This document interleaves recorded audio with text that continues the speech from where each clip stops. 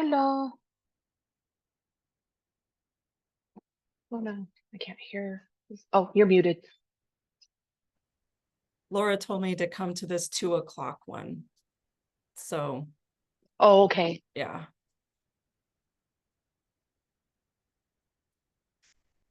Oh yeah, it is different URLs. So does that mean I don't all know the if, students are going to log off that and then log into the 2 p.m.? no, I think, hey Laura, they're all in the waiting room. I don't know. Yeah. Do you want me to admit them? Yeah, you can wait till 2 o'clock. Okay. And I'm gonna Carla and Nick are probably gonna join us, but there's a lot of people in the previous one. Oh, So really? I want to do a little test here, Sure. if that's okay. I'm looking So- through just to see if any of us are. That looks great, Michelle. Okay, but what I want to do is go to the slides. So what do you see now? Do you see like slides along the bottom? And Yeah, we're seeing the slides along the bottom. If you want to hit that swap displays, there you go. okay, so now you Now only we're see this. Yes. the presenter slides. Yes. Okay. Unfortunately, though, on the other display, now I can't see my script notes. Luckily, I didn't write too many of them. So I think what I want to do is just say a couple little things and then I'll go to the screen. I have to share first, though. Like I can't share my screen while it's in this presentation mode. So. And Michelle, I have to say that, this can be very informal. If you want to go ahead and show the slides along the bottom, it's really okay, Michelle. Or even like this, like how it, wait. Do you see this? Like it's just in the I can see PowerPoint. this, and I can see, I can also see all the windows you have open in the bottom, but I don't think there's any personal information there. But yeah. But Michelle, it's totally up to you and Lisa. I mean, Yeah, I'm good with whatever you're comfortable with, Michelle. Well, yeah. I would rather do the nice slideshow. Oh, So perfect. I'll Yeah. but I'll have Okay. to come here first and then launch it. Okay. So Michelle, Okay. I was going to start you out with a couple of housekeeping. Hopefully we can get some questions answered. I'll try to drive everybody to the website. And then I'll be in the chat to help you, but very specific information I'll let you all handle. Okay. So Yeah. Thank you. Everybody should be joining. So yeah, we're good with answering all the questions in the chat. okay, cool. I'm going to let everybody in. Is that okay? Sounds good. Okay. And I'm hoping that they're all going to be muted as they come in. But you'll mute them, right?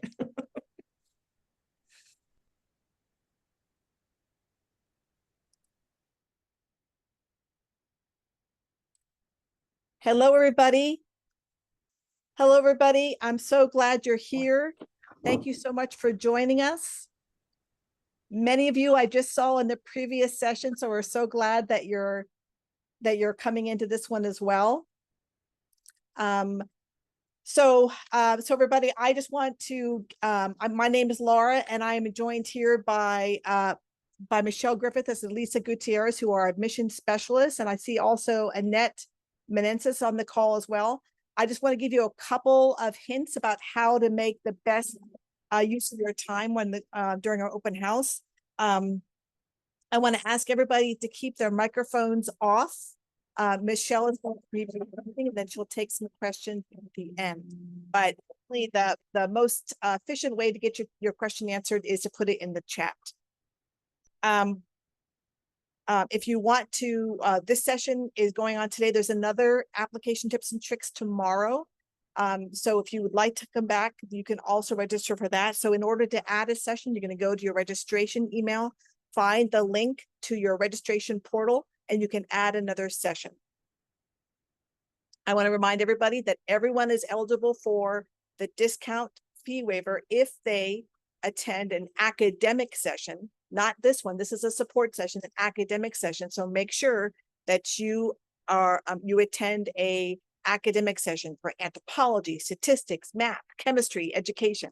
That's the way your attendance there is your ticket to the discount fee waiver. This session and other sessions will be recorded and available to you on our website. Please make sure that you fill out your post-event survey at the end of the open house so we can hear about your experiences and your suggestions for next time. So thank you so much. I want to introduce two of our amazing admissions staff here at UCR, Michelle Griffiths. There's Michelle, and Elisa Gutierrez, and also Annette Menensis. So Michelle is going to present today about application tips and tricks to UCR. So please keep yourself on mute and put your questions in the chat. Thank you so much, everybody, and take it away, Michelle. All right, thank you. You can hear me, Laura? Give me a thumbs up if you can hear me. Thanks.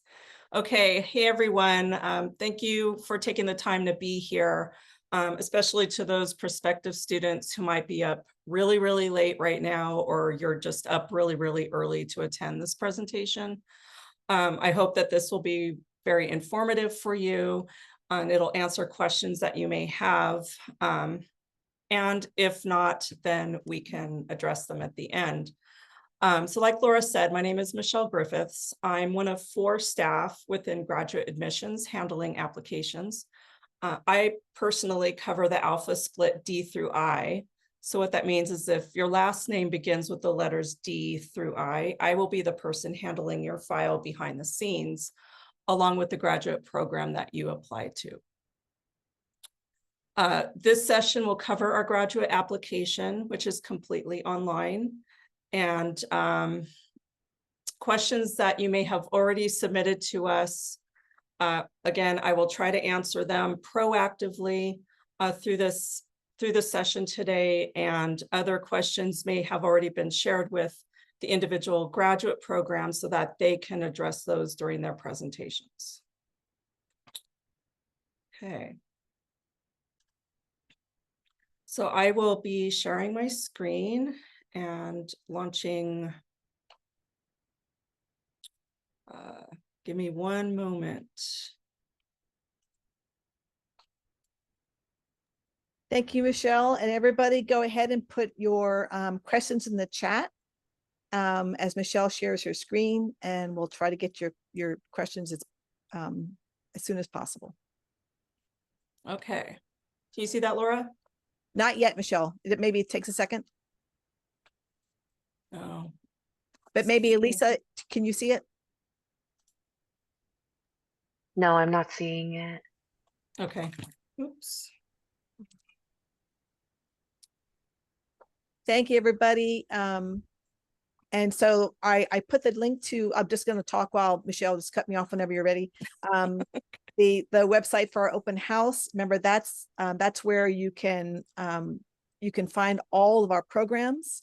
So if there's a program, a session that you missed, you can go ahead and look there and update your registration.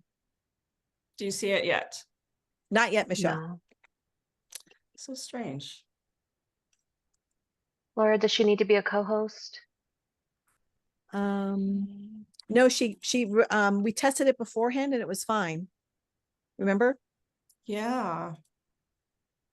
Well, you know what I can do is try this window. Oh, There we go.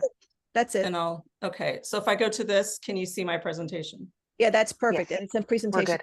Michelle. Okay. All right. Okay. Thank you for bearing with me there. So first things first, to address some common questions that have come up, I thought I would just start out by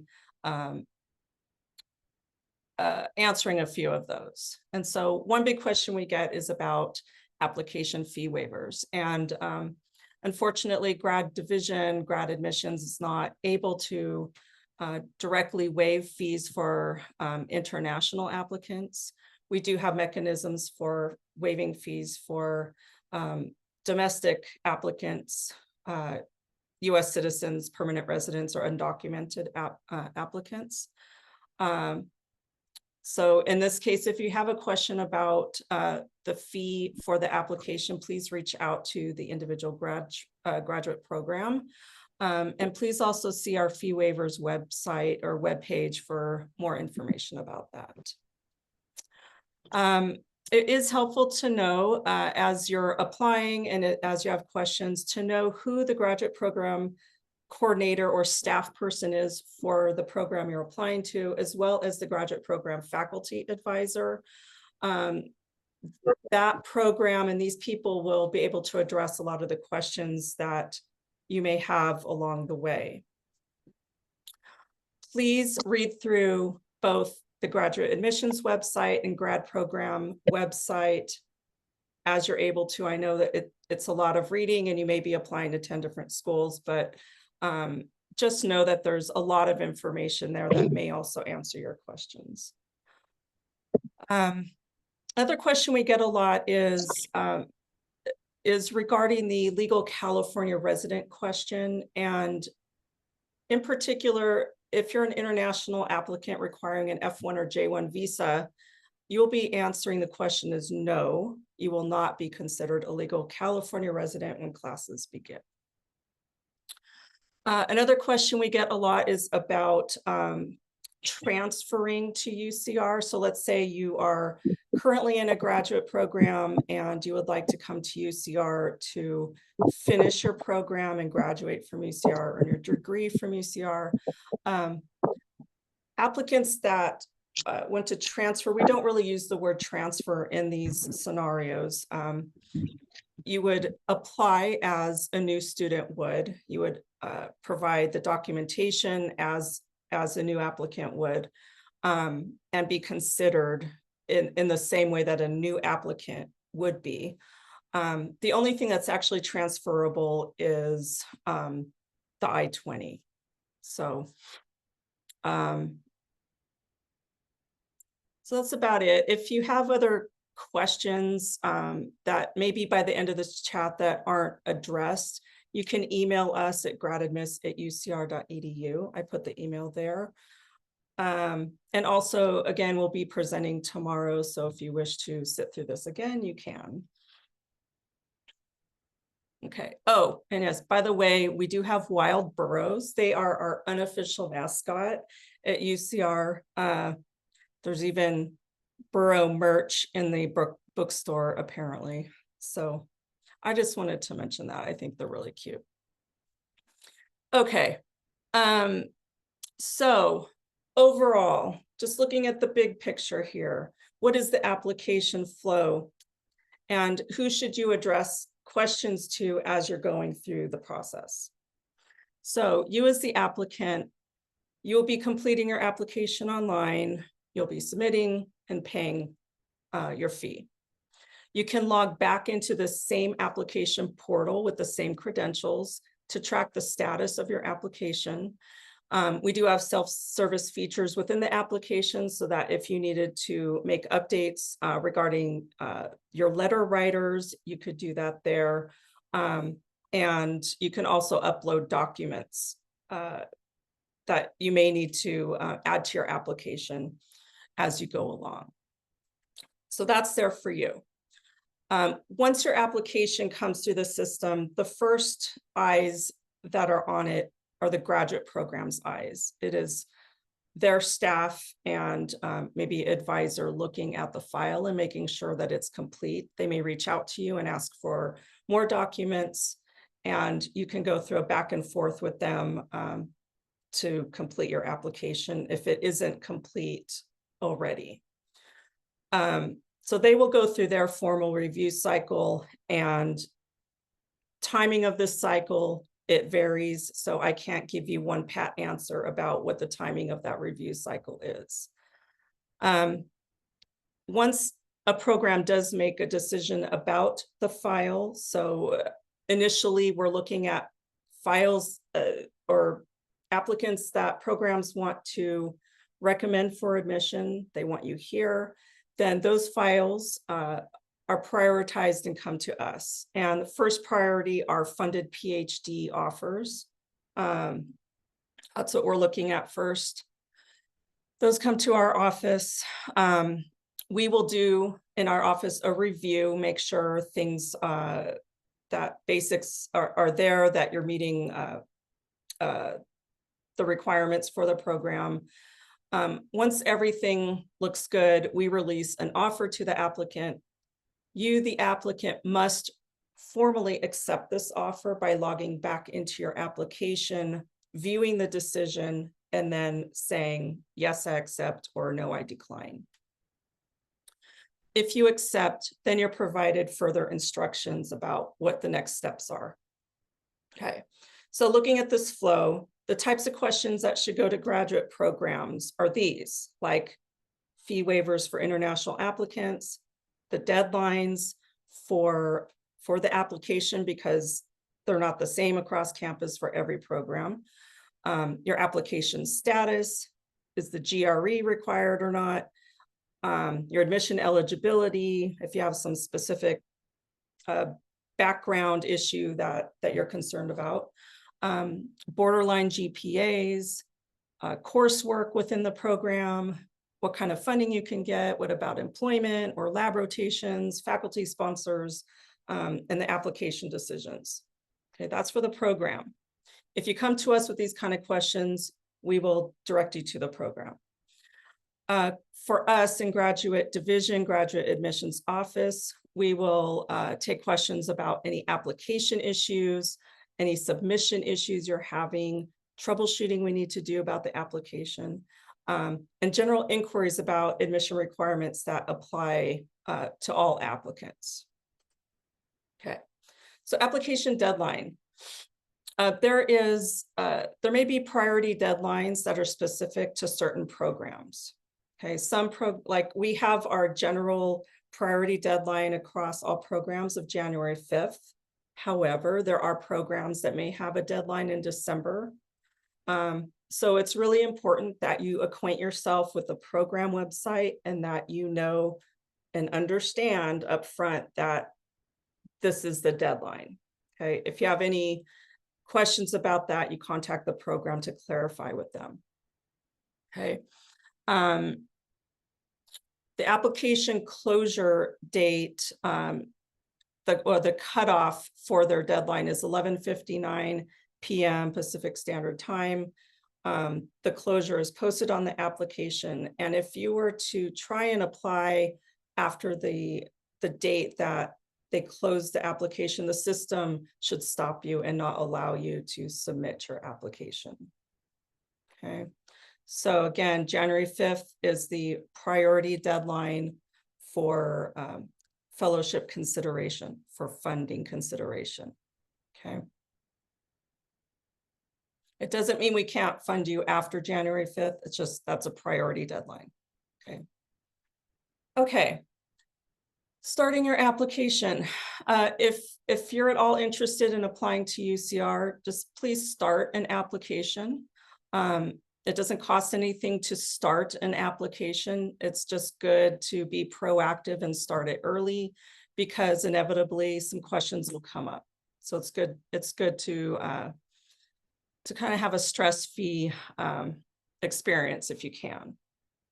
You're going to create a user account with an email address that you will be able to access during the entire application process. There are self-service tools there within the application in case you forget your password and email address. Please double check that the information that you're entering for your name, your birth date, and your email address are correct, because believe it or not, sometimes a name gets misspelled. So please just double check that to make sure that it's correct. And you can save as you go. You can come back to it later. It's not something that you need to complete all in one go. Okay, and please don't wait until the deadline to complete your application.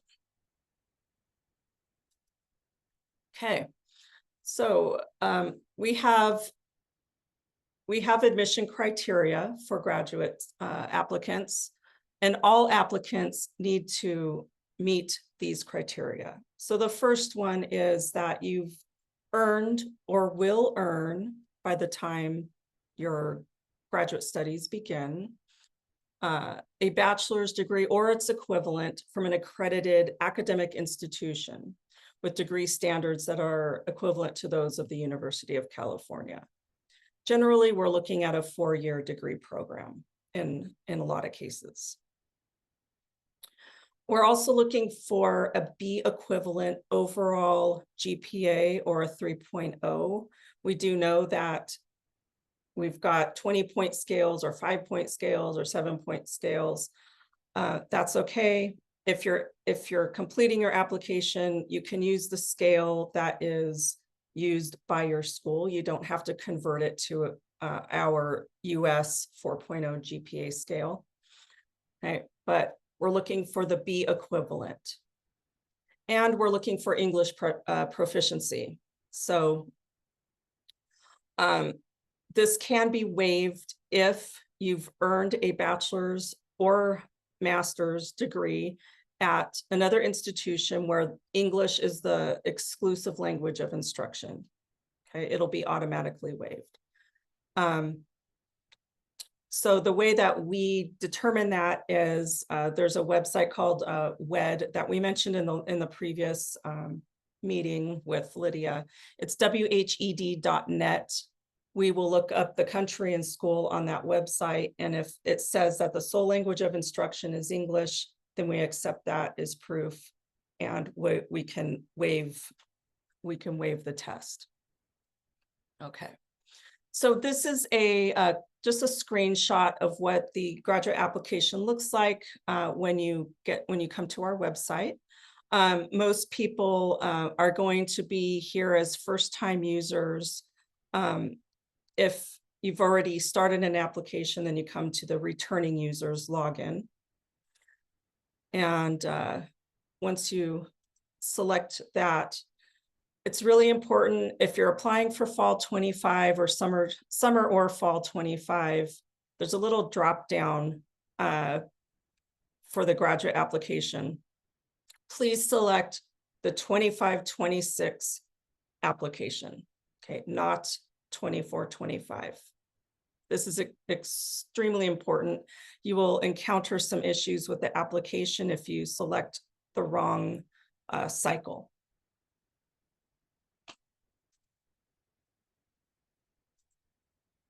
Okay, once you come into the application, there will be a left-sided menu that will be with you through the whole process. I just wanted to point out this is what it looks like. And now I'll go through the individual sections of the application. Okay, so the first one is instructions. Okay, more reading. I know it's between our websites and this, it's going to be a lot of reading. But this is here for you. It's here to help you. We do urge you to read the entire instructions page from beginning to end before you do anything, just so you have an understanding, okay? Then there will be a section for personal information that includes your personal background and your contact information. Next section is general information, which I've included a screenshot here. This is really important that you select the correct term for which you want to be considered. So if you don't select the correct term of like fall 25 or summer 25, then in the next section, program details, you will not see the graduate program that you want to apply to. So one, you have to have the cycle correct, the 25-26, then you have to have the term correct, and then you will see the programs. Okay, we get a lot of people not seeing programs, and we have to take them back through these two things. So if you get these two things right, then you'll be ahead of the game. You'll also, in program details, enter your degree objective and the area of specialization or the research interests that you wish to pursue. Okay. In section 5, which is program specific questions, this tells us possibly more about your work history or contact you've had with faculty on campus or the staff on campus, how you've heard about us and other graduate programs that you may be considering. This may be slightly different depending on the program that you're applying to. So each program may have a different kind of question. Academic history. So this is where you've gone to school. So you're going to enter your college or university level institutional attendance and upload unofficial versions of your transcript and proof of degree if that degree has been awarded. So you should be entering information for all of the institutions that you've attended. So let's say if you're a domestic applicant and you've gone to a community college and then you completed your bachelor degree, please include the community college. It doesn't mean we will request an official transcript from that community college, but we like to see overall everything that you have done. Okay, so please include it here in this academic history section.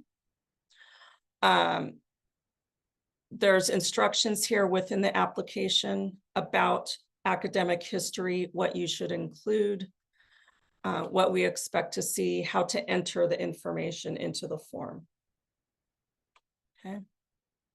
We'll talk about this a little more in a little bit. So testing requirements. The whole section of test scores, it's three sections of that menu. So testing requirements provides information about the test scores that you may need to provide based on your program selected and your response. I think we took out the native language question, or if we didn't, you could chime in, Elisa, if I'm wrong here. We may ask the native language question, but that does not, if you answer English, that does not waive the test, the English language test for you. That's really the point that I want to make there. That's correct. Yes, okay, thank you. So in this example here of this screenshot of testing requirements, I had entered psychology as the graduate program. And you'll see there in red, it says you don't need to provide a GRE general exam score. So that's an example of what it looks like in the GRE section when you do not need to provide the GRE. And it's already been stated, most programs don't require the GRE, but some do. So you'll want to be clear on whether or not that's required. And that's something that you can learn on the different websites for the programs. And then there's a section for uploading your score reports. We only need examinee score reports for the review. We do not want official scores. However, if you have an official score, you've already submitted it in a official manner to our institution, you're not going to need to submit it a second time, but we do need to know in case we don't see it for some reason or it doesn't get uploaded to your application. You should let us know so that we can retrieve it and match it to your application.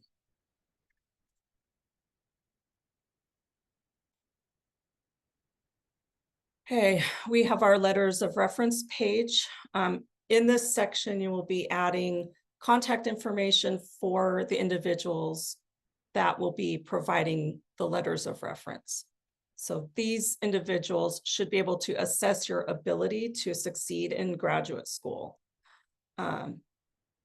Once you complete the contact information and you confirm that the information for this individual is correct, the system will immediately email that letter writer, that recommender, with a unique link that the recommender uses to upload a letter into your application. And I make that distinction because that step of sending the link to the letter writer is independent from you paying the application fee. So, long ago we had a system that couldn't send anything out until the fee was paid. So that's different now. I just want to make a point about that. And if you have concerns about the timing of receiving the letter into your application, this is something that the grad program could help answer for you. Generally, it's good to just get the letters in as soon as possible, but if someone can't and you're concerned about it taking too long, please stay in touch with your graduate program about that issue. Okay, we have a section for supporting materials. So this would be for things like an essay that you may need to write, or a resume or a CV, writing samples, or other materials. We have a document upload limit of 32 megabytes, and we suggest not exceeding 3,000 characters. So this is, if you're uploading a PDF document, we can't count exact characters. You're not going to be, you will not be dinged for exceeding 3,000 characters. It's a suggestion, and to just please be reasonable, okay? Because if a program's reviewing a lot of applications and they have a lot to read, if you're way in excess and you've submitted pages and pages of stuff, then it may make it more difficult to review your application. In the supporting materials page in the application, we have where it says choose file. This is where you would upload these documents, and there's, oops, sorry about that. There's a couple different places within this page for uploading those documents. And after this, we have a signature page. This is sort of a summary of what the fees are for the application, and you agree to different things about the application, and you're signing electronically. And then there's a final review that you will need to do at the end. This is the system reviewing what you have input into your application. And so we have what's called hard fails, and we have soft fails. So as you review your application, if you see anything in red at the end, those are hard fails, and those items need to be addressed before the system will allow you to do a final submission. So as you can see here, I didn't really complete anything in this test application, so there are many things listed. In orange down below, it says we have detected the following potential problems. So these are things that you could just leave if you wanted to, but you can, if you want, go back and make updates to those areas that are in orange. Okay. The application fee, it's non-refundable. So please be certain that you are not awaiting a fee waiver or a discount or anything like that, because once it's paid, it's paid. So for summer, fall, domestic fee is $135, international fee is $155. In the case that you are applying to the School of Business, it's a little more. Domestic fee is $155 and international fee is $180. We accept only credit cards, Visa, MasterCard, Discover. And again, if you're interested in fee waivers, we have for our domestic applicants, a financial hardship fee waiver option, as well as a graduate preparation fee waiver option where you submit documentation that shows that you were part of a grad prep program. Those two will completely waive the fee. There are cases, not guaranteed, but there are some cases where a graduate program may be able to pay the app fee. And so we would apply that waiver and allow you to submit your application. Okay, I'm going to touch on a few sections then that we've already seen briefly. And Laura, how much time do I have? How am I doing on time? It's 2:30, Michelle. So I would Okay. say you have about 25 minutes. Maybe let a little time for people to transition to the next session if you like. Yeah, I'll try to wrap it up quickly. So again, please see our website. This is a shot of our website here. We go over admission criteria and lots of other things. In our website, we have admissions and then a drop-down menu here. So with regard to transcripts and proof of degrees, okay, the big thing here is that we accept unofficial versions. So you yourself, the applicant, you are submitting documents that you already have on hand, or maybe you've gotten a transcript out of a student portal associated with your institution. You can take that and upload that into your application. So anything that you upload into your application is considered unofficial. So official for us means that a document is produced by an institution and arrives in our office for us to open ourselves, whether it's an electronic document or it's a hard copy document. An official document never touches the hands of an applicant, okay? So these are unofficial copies that we accept. We do need to see that you've earned a bachelor's degree or a first degree equivalent, or will earn that, so that you would have earned the degree by like September 1st of 2025 if you're entering for fall 25. We have more information about the international academic records on our website. We do want to see the graduate program listed on your document or on your transcript, even if the degree was not earned.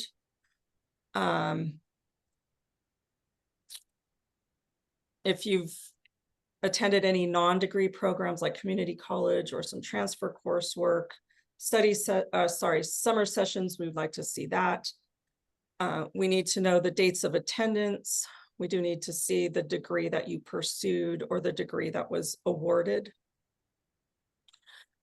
And the transcript and proof of degree must be in a PDF format.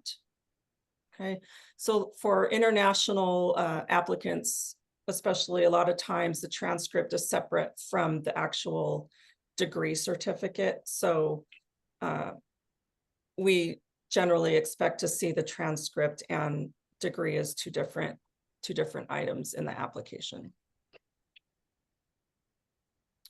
So, and if I didn't say, make sure that your name is also appearing on your transcript. Okay. So your name, your institution, all the courses that you've taken, the grades you've earned, the units, the overall GPA, that should all be on your transcript. Going back to the name, sometimes there will be a name change. So within the application, there is an area where you can list previous names that you may have used. So that can help us match documents later on.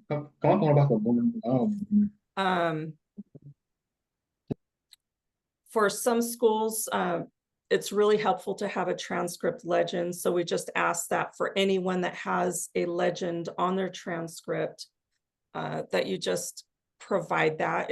It'll usually be like the grading scale or any kind of markings that are on the transcript. It'll define those for us.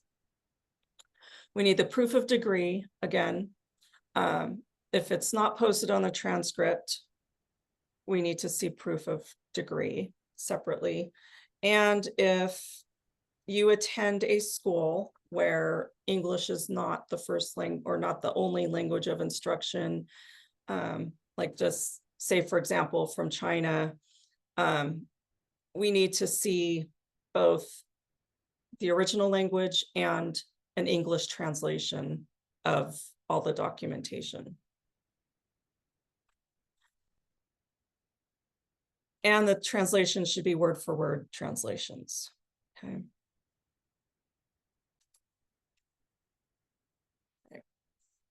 For test scores, if the GRE is required, our minimum score that we like to see is a 300 overall.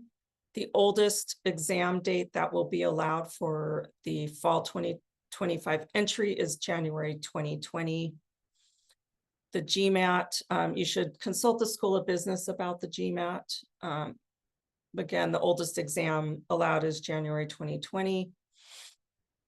For TOEFL, that we can accept the IBT at a test center or home edition. 80 is the overall score, and that can be a couple of years old. So test date of August 2023 or newer. And IELTS, we accept minimum score 7 overall and no component score less than 6. And again, that shouldn't be more than a couple of years old. And hopefully soon, we have approval pending on this, but we really want to start accepting the Duolingo English exam.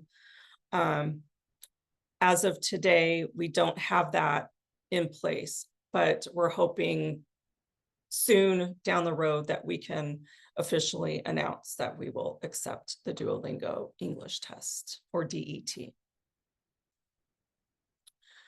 Letters of recommendation, we do have these guidelines here that we do prefer academic letters, generally speaking, from undergraduate faculty, from a graduate advisor if you're in a graduate program.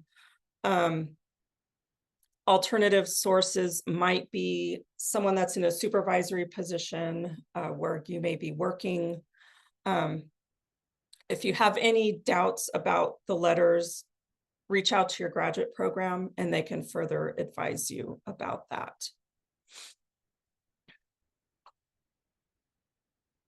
And don't submit letters that are from family or friends, because what ends up happening is that we send the file back and then the program has to get in touch with you to get another letter. So it's just good to not even include it in the first place.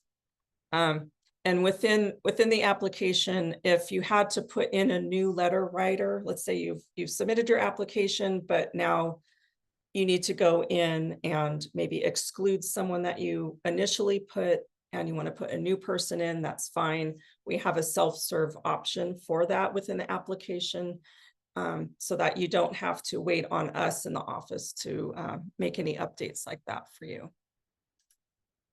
Okay. UCR is part of the, we have signed on to the April 15th resolution. And so what that means is that that we provide applicants until April 15th to consider offers of admission that have financial support. So this is not about students seeking a master's degree, which are not funded. This is for funded offers. So if you get an offer in February, you have until April 15th to make your decision.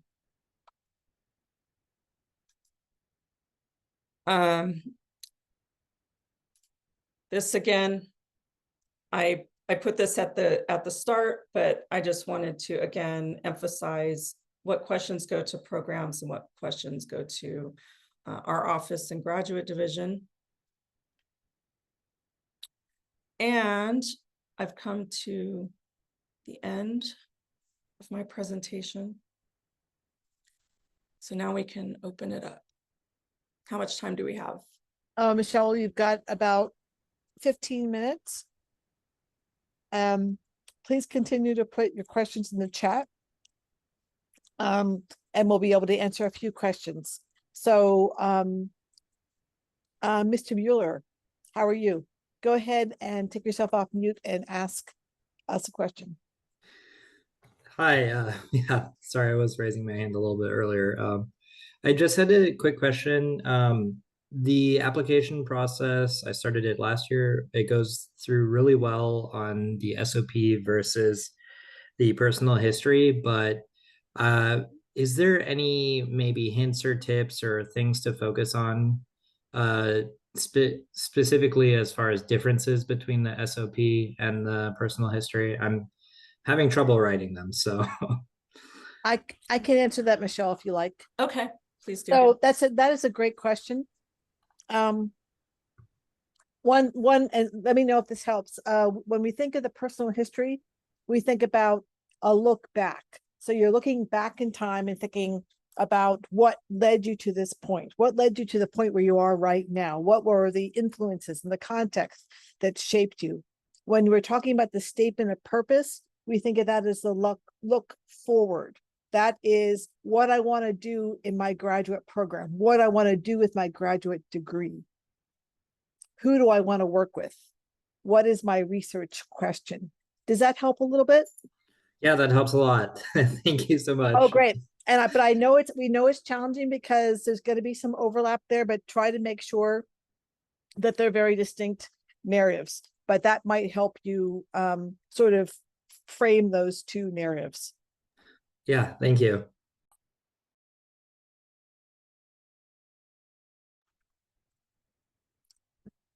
Okay.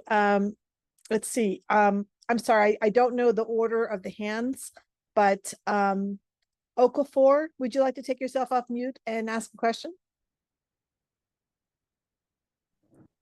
Yeah, thank you. Thank you for the webinar. I appreciate it. My question goes like this. Can you hear me? I'm sorry. Your connection's not good, or maybe it's me, Michelle. Let me know if it's just me, but maybe it'd be better if you put your question in the chat. I couldn't hear anything either. Yeah, please, Okafor, thank you so much for joining us, but if you could put it in the chat, we're having trouble with your audio. Thank you. And Diana, you're next on my screen. Hi, so my question is that I submit by accident my application yesterday. I was looking to like see if I had everything and I submitted by accident. I was wondering how I'm supposed to get the $40 discount after I submit it, because I don't know if I will be able to go back and edit any things. Was your application complete? Did you? Yes, and it you was paid? complete. I haven't paid yet. It was complete. I was just waiting for the letters of recommendation. I already sent the emails to the professors that I'm looking for. They answered me and they say that they are willing to give me the letter of the recommendation, but it was by accident. I haven't received the letters yet, and I haven't paid yet. So I don't know how that's gonna work for me. Okay, well, it's good you haven't paid, so you could still get the waiver. The letters will upload into your application when the letter writer completes that step. And you'll be able to see that once you can get back into your application. Once it's paid, you can go back in through the same place. We call it the application portal, and you can see what's been received. Okay, so I would not have any problems for like submitting earlier than what I wanted to. I get, in this case, it depends if there's other information, like if you left something off, like your statement of purpose, for example, you can still upload it into the application through the upload that'll be available to you. If there's anything though that's missing, I would recommend getting in touch with the graduate program and letting them know that, you know, I'm concerned, I submitted this kind of early and I want to address this issue, whatever that issue may be. Okay. Okay, thank you so much. You're welcome.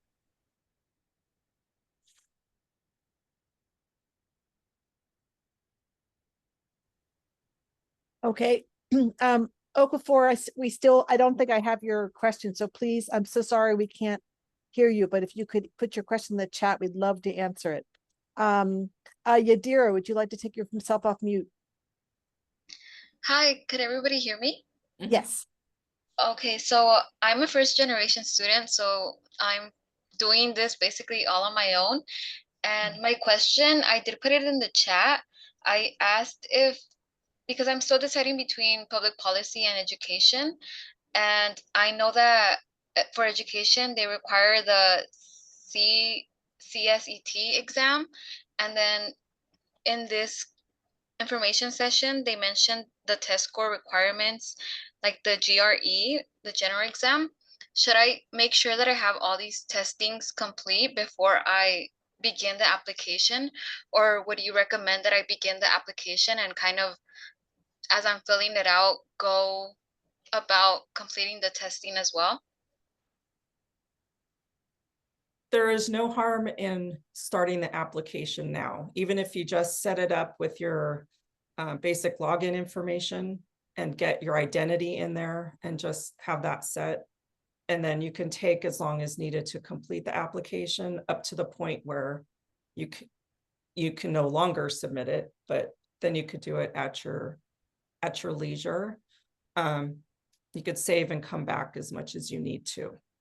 As far as actual tests, things like that, that's something that would need to be clarified between you and the program. Okay, thank you. I was just scared that if I started the application, I wouldn't be able to save and then go back to it. But thank you for answering my question. You're welcome. Yeah, and if you don't mind me chiming in, if you end up applying and you find out that a score is required after the fact, the program can work with you and add that to your application. So it's not a stop that would or it wouldn't prevent you from applying or being considered for admission. Thank you. Peter, would you like to take yourself off mute and ask a question? Hi, can you hear me? Yes. Hi, I just have a simple question. I graduated with a bachelor's in science already from a four-year university, but before I attended that university, I took a summer of college credit classes at my community college. And I was just wondering, when I apply into the master's program here for UCR, will I have to submit my transcript that has my university classes and everything and has my college community course credits in there as well? Will I have to submit that transcript and also get another transcript from that community college? Do you already have an unofficial copy or just a copy of the transcript from the community college, like somewhere in your files? I don't have it specifically from that college, but in my university unofficial transcript, it does include that community college one in there. Okay. If your transcript has all the courses you took along with the units and the grades you earned at the community college, then that would be okay. Okay. If the program can advise you if they wanted to see more beyond that, they can prompt you to do that. But ultimately, we do not require an official transcript for a community college. So this might be a case where you don't needlessly need to spend money on a transcript. If we don't need it, if it's all there on the university transcript, then it'll probably be fine. Understood. Thank you very much. You're welcome. Okay, and everybody, it's 2:52. We only have about 8 minutes left, so please put your questions in the chat because we've got a couple of people to help answer you, but we'll keep on going through the questions. Henrietta, would you like to ask your question?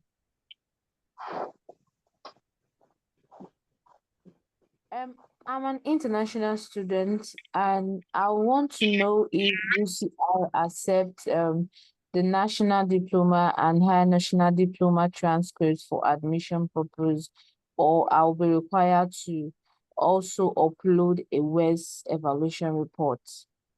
So that's my question.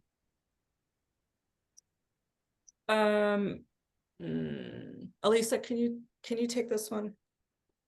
Yeah, I'm trying to remember for what I would recommend is you reach out to our general email address with your situation and we can take a look at that. I don't believe we accept the HND exclusively. No. But we would recommend sending us the information and we can take a look to make sure that you have first degree equivalency. And as far as for WES, right now in applying, you do not need to provide a credential evaluation. We really don't accept those, but we are working towards requiring that for new students who are entering our fall 25 recruitment, which will provide more information to those students at a later date.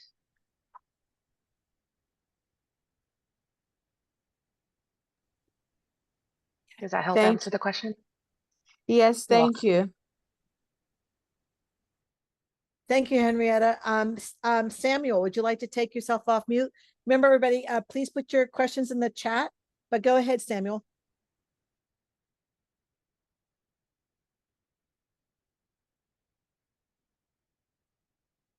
Oh, Samuel, I'll go on the next person, Dorcas. Could you go ahead and take yourself off mute, Dorcas, and let us know what your question is? Hello. Oh, hi, Samuel. Okay.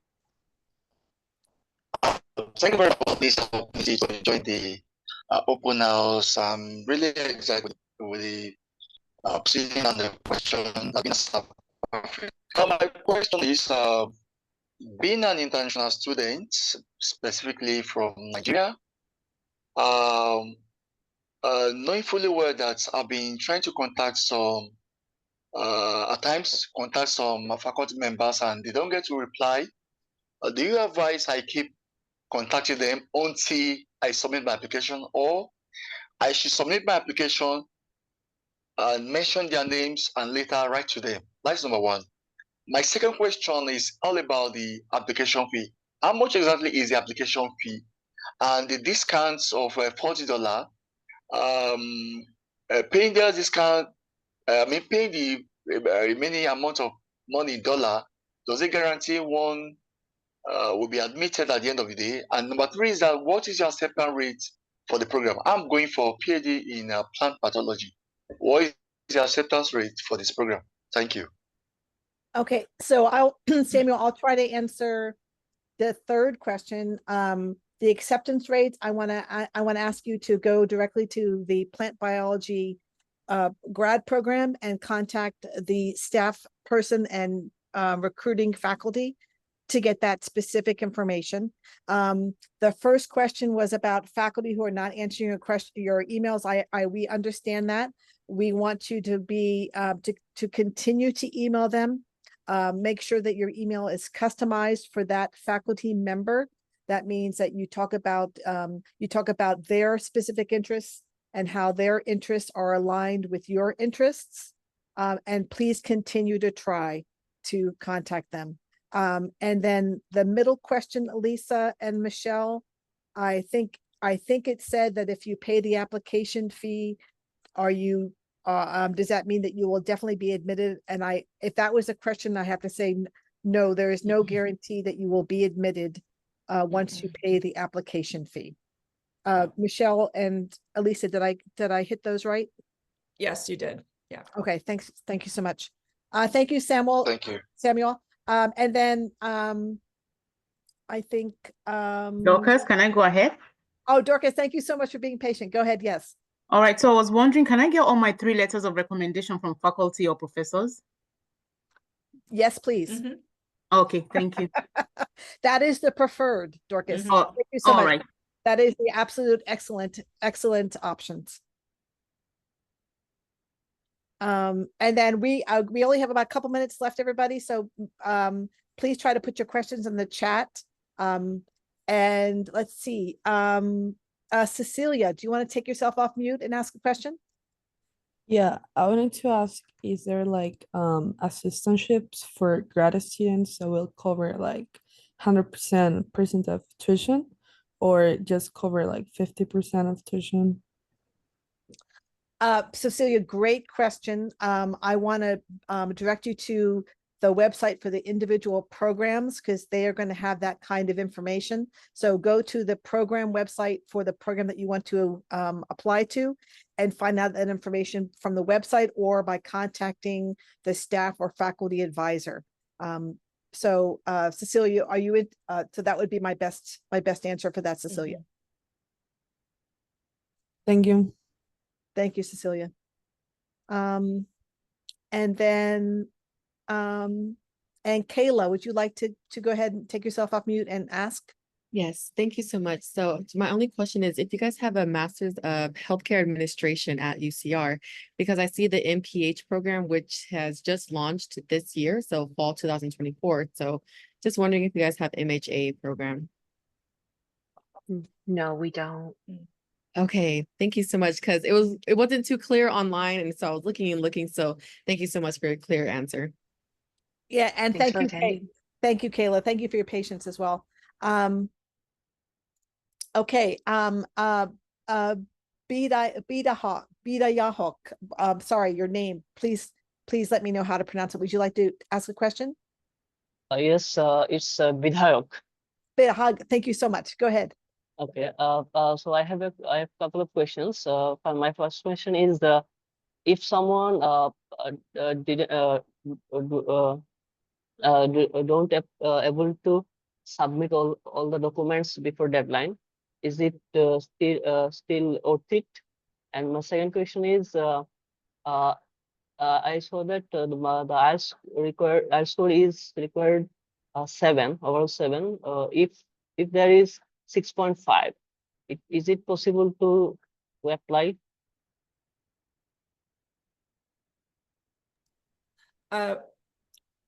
Both of those questions would be good for the program. So when you talk about submitting documents, it is completed applications that are going to be reviewed first.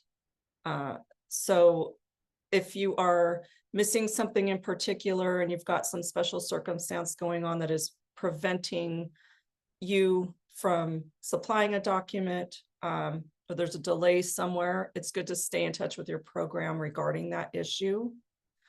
And then for a lower score with regard to the English language requirement, we need to look at other things like where you earned your degree, was the language of instruction English or not? And it may be something that the program can also assist you with and advise you on. Okay, sorry, I have another question. It's what is rolling base admission? I see a couple of rolling website that rolling base admission. What does it mean?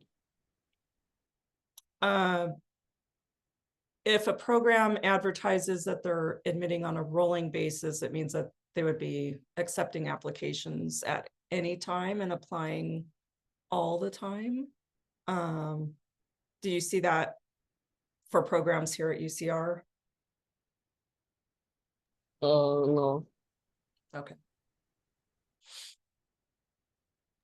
Okay, everybody. So it is 3 o'clock and I want to wrap up this session. I will be here for a couple of minutes to help maybe redirect you to another place. Lisa, I'm not sure if you and Michelle need to transition to another meeting. We don't. We can, or at least I can stay on. See Michelle. Oh, great. Oh, great. Thank you. So everybody, I want to make sure, remember that there are other sessions going on now. So they're all on the hour. So if there's another session for your program, your actual academic program, I want to encourage you to go ahead and transition to that session, because remember, the academic programs is where you're going to become eligible for the discount fee waiver. And remember, we're going to have another session like this tomorrow. So I want to encourage everybody to transition to the next session if you need to.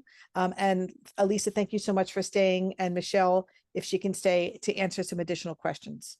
Okay, sorry, yeah, please. we can. I have a question. Sorry, could you please. give us 1 second, please? Okay.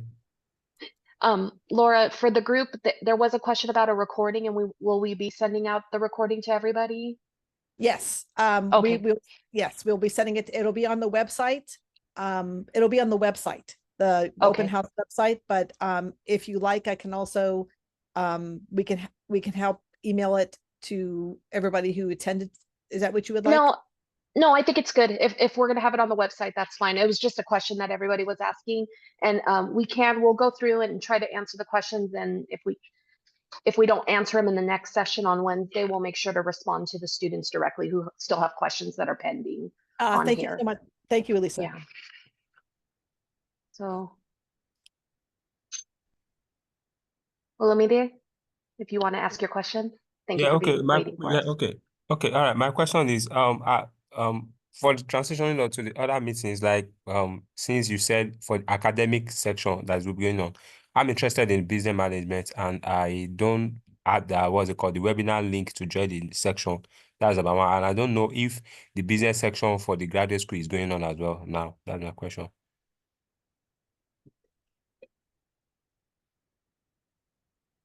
Michelle, were you able to understand? Sorry, you're muted. No? Did Give you us hear a my second. question? Yeah, Okay. I missed some parts, so. Yeah, Okay. it didn't come through clearly. I heard that you want to you're interested in School of Business. Yes, yes, yes. Okay. Okay, so I'm Could you listening. restate your question, please? Okay, my question is, are we having the graduate section for the webinar for today? That's for the business part, I mean. Oh, Oh, I'm For the sorry. school. You want you want to know if business is presenting today? Yes, yes, yes, Oh, good. yes. I'm going to go find it for you. Okay. Okay, is there Thank you. somebody else while Laura's getting that information that has a I can join. question? I have a question. Sure, go ahead, Jocelyn. So I'm only able to request official transcripts from my community colleges because it was such a long time ago. Is it that would be fine? Because I don't have access to the portal where I can download an unofficial transcript. And so I know you were saying that you don't want us to upload official transcripts, only unofficial, or I don't know if I misunderstood. Oh, no, we will accept them. I think we just don't want you to spend money on something needlessly. So that's why we would rather that you just use unofficial documents for the review process. But if you don't have them and the only way you can get them is by requesting them, then you can have it sent to you and you can upload it, and it's still considered unofficial because that came to you and you upload it into the application. Okay, perfect. Thank you. Okay.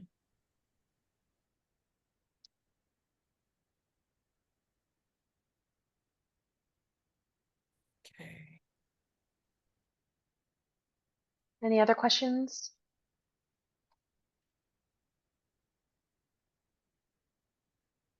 I'm not seeing other hands. And Elisa, just to be clear, would you like me to email just the recording, or would you also like me to do a PDF of the presentation? If we can post it to the website, I can share that with you, Laura. And I think we're fine just posting it to the website. Yeah. Oh, good. Thank you so much. Okay. Sorry about that. No, good. And was there a business? Yes. So there are 3 sessions today, this morning, but there's also one at Wednesday, October 16th from 4 to 5. And there's also one on Thursday. I put it in the chat. Thank you. 3 to 4. So I'm hoping that those 2 sessions on Wednesday and Thursday, that you can meet those, please.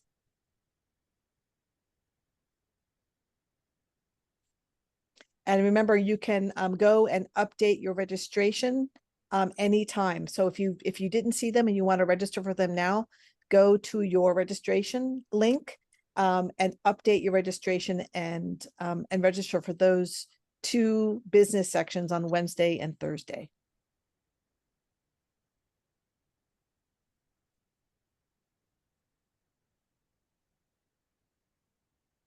And Michelle, I would like, it says that the letters have to be in before I submit, and the answer is no.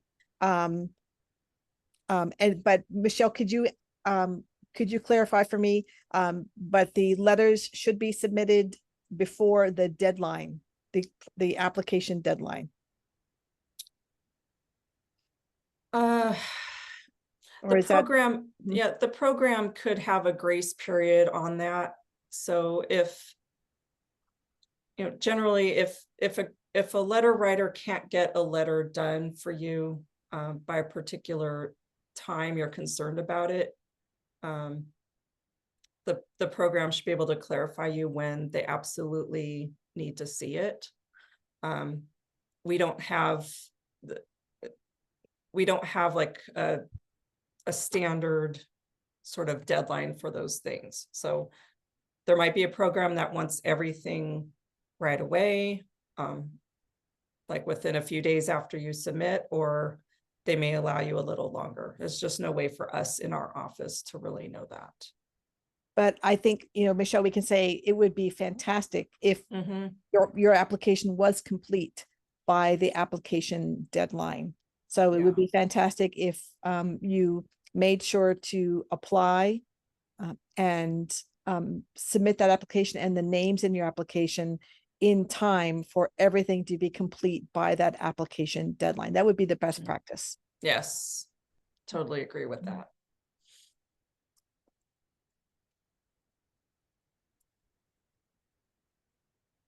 Anyone else? May I have a question? Sure. Yeah, Can my you university gave me an official transcript in English, but due to a mistake by staff, it had me student ID and graduation credit number, but they forget to register my name in English. So my name column is blank in my English translator. And I asked her staff that I can change it. Should I submit my transcript in my native language with English transcript? Yeah. Can we, Elisa, in that case, can we take a English translated transcript, like from China, with their Chinese name on the transcript? Or does it need to be the English it should translated be name? it should be translated. We would need the translation.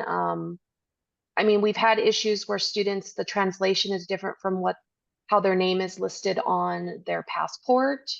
But we've only made that exception with having it listed on the actual document. So I don't think we could accept it without having the English version on it.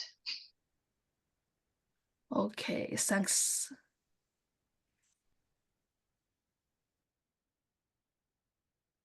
Hello, I have a question. Mm-hmm. First of all, thank you very much for organizing all these sessions. Appreciate it. My question is out of curiosity. I am an international student and want to apply for master's degree. I have a bachelor's degree in my language, but I know that there are options applying to master's degree without language tests like IELTS or TOEFL if I have my bachelor's in English, but I don't have. But I'm wondering, now I'm working like in American company 2 years. My day-to-day job is in English. I'm wondering if I can apply with this 2 years of experience.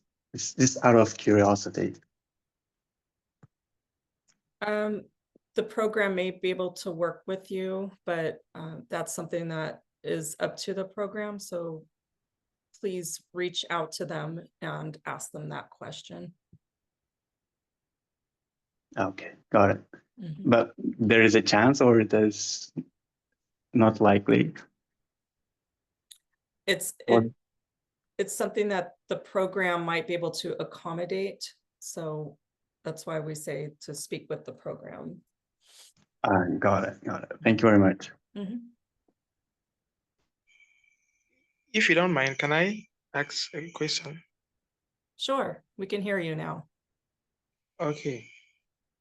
What are the chances of an individual who probably has a 6.5 IELTS band score with one of the individuals called probably reading to be 5.5, but has his degree done in English in an English-speaking country, Nigeria per se? What are the chances for an application? What are the chances for an admission in probably in a PhD program for the biomedical sciences? How would that? Well, in Nigeria, the language is English, so we would waive that.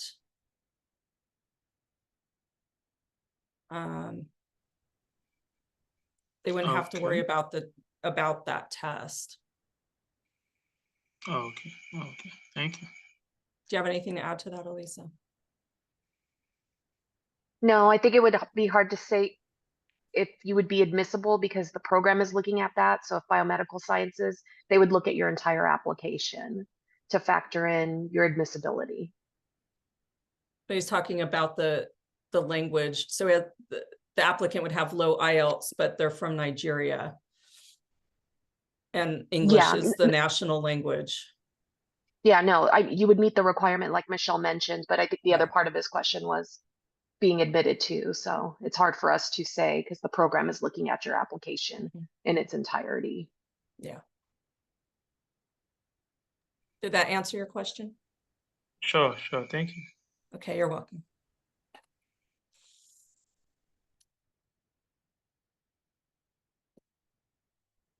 Okay, it's 3:15. Is there anyone else? Any other questions for us?